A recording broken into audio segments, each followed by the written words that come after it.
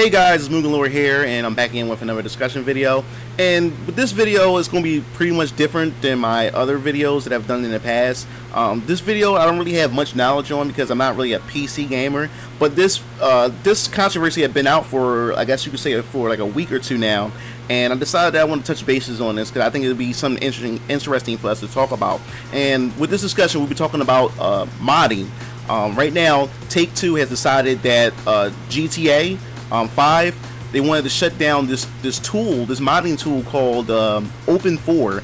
I guess it's a company that developed a modding tool to allow modders to be able to create any type of content for GTA 5. And Take-Two had decided to do a cease and desist towards this company and to shut down all kinds of mods and everything for the game. Now the thing is, I don't know much about PC gaming and I don't know much about mods, so that's why, you know, I would like to have a discussion. Maybe you guys can enlighten me on it. But what I do know is what separates PC gaming from console gaming is the fact is that PC gaming with the modding community, because like I said, on YouTube I see a lot of mods for so many different games, Street Fighter 5, even with the Final Fantasy 7. When Final Fantasy 7 was on the PC, they took a lot of the blocky looking polygon characters and actually reshaded them or replaced them with more detailed models. And that's the thing about the modding community. It's very, very interesting because with the PC and the modding community, it pretty much add longevity to a lot of games. Even the older games like Quake and like Doom and a lot of older games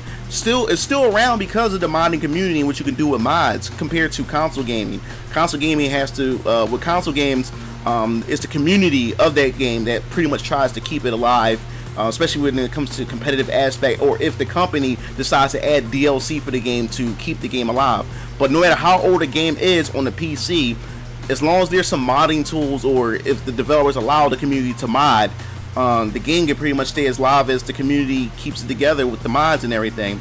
But it seems as though that the community right now, the GTA 5 community is really, the GTA community altogether, mainly 5, is really upset about this decision that Take-Two decided to do by removing these mods, removing the mod software for these for the game. Because with this, a lot of people made a lot of videos from Machinima.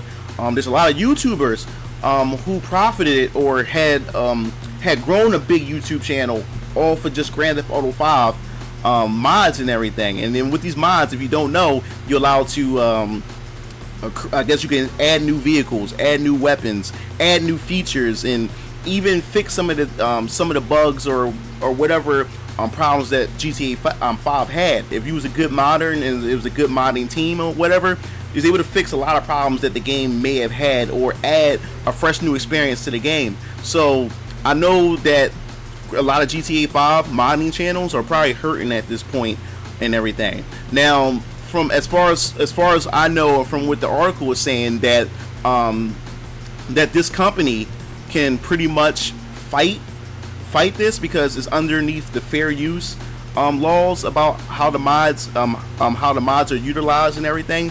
But the creator is called Good NTS. He pretty much said he could they could fight it, but decided not to because going to court would at least take them a few months, and it takes a huge amount of time and effort. And they were saying pretty much that what's the point of going through all this if they're not going to get any compensation or anything back in return?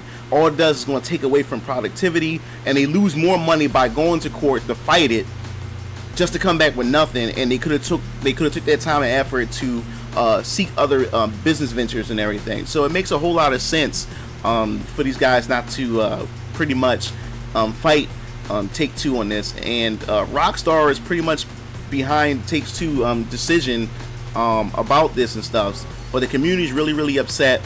And then if you try to download it, you'll get this message right here.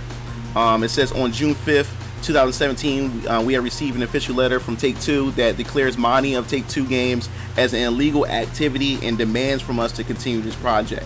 Now, it reminds me of the other modding communities, like with the Smash Brothers community with Project M.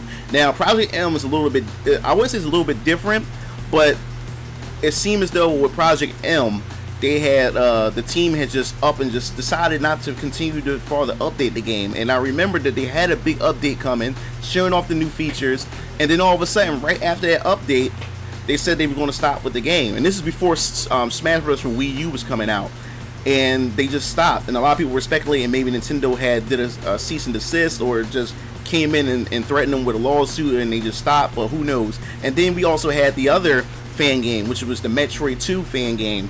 And Nintendo had pretty much stopped that company and threatened that company with a lawsuit, and it pretty much killed that off. Now, the question I have for you guys is, will this hurt Take-Two in a way? Will this hurt the Grand Theft Auto brand in a way, because they decided to ban modding for their game, or ban modding for future Rockstar or Take-Two games? Will this hurt Grand Theft Auto? Will this hurt them financially when they decide to announce or release Red Dead Redemption 2, or whenever Grand Theft Auto 6 is announced and released? Will that affect them, or will the community get over it and just move on and still play the game for what it is?